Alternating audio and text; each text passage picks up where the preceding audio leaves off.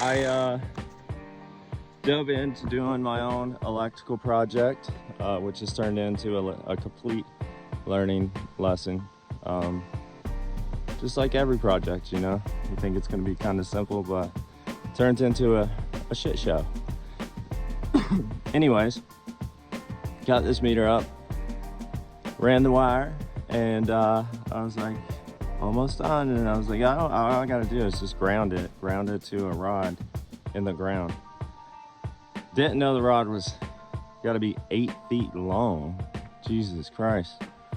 Now it's turned into, how the hell am I gonna get this rod in the ground? So I started beating on it with a hammer, a big hammer. That big hammer. It was nearly impossible. The thing, every time you hit it, it just bounces around, and the next time you want to strike it, you gotta stop it or be really good with your aim and try to strike it. And if you don't strike it, the hammer's gonna hit the ladder or hit your knee or hit your body.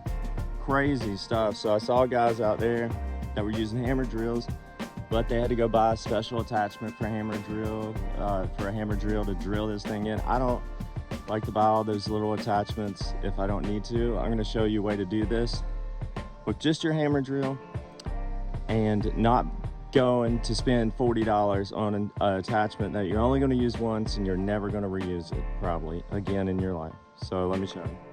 All right, let me show you how I use my hammer drill to get in those rods. To begin, first thing I did, this hammer drill's got a pretty big opening, but if you look back there, you can see there's just a piece of metal. There's a plunger in here that moves back and forth, and every time it goes forward, it slaps a piece of metal, which is why it's called a hammer drill. That's what it does.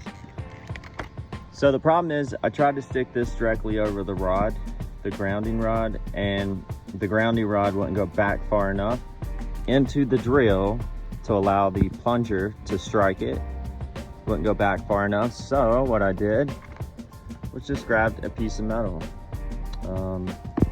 A smaller piece of metal in diameter, dropped it in the drill, and now when I stick it on the rod, the plunger hits that piece of metal, and the piece of metal hits the rod and drives it into the ground.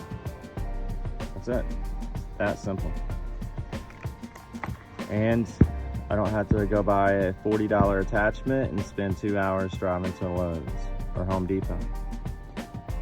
You know, with this hammer drill, I was able to get it in about 2 minutes. Every once in a while, I would hit something hard. I'd have to smack it with the hammer once or twice and then get back on the hammer drill.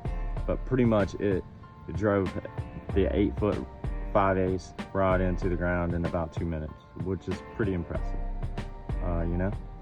So that's how you use your hammer drill to drill in these 8 feet rods if you need to, without buying any special attachment. Just get you a piece of metal that you could put in the end of this that will make contact with the plunger and make contact with the rod while you're hammering it with the hammer drill, and it will go in. It's going to tear the metal up to get a nice strong piece of metal. If you got a bolt, like a 1/2 inch bolt, or you know, 1/4 inch bolt, cut the head off, stick it in there, whatever, you know, just find a piece of metal that's a little bit smaller in diameter, small enough to go all the way back in your hammer drill and make contact with that plunger, and long enough to stick out the front of this thing a little bit to make contact with your rod, and that's all you need. Just drive it in, man.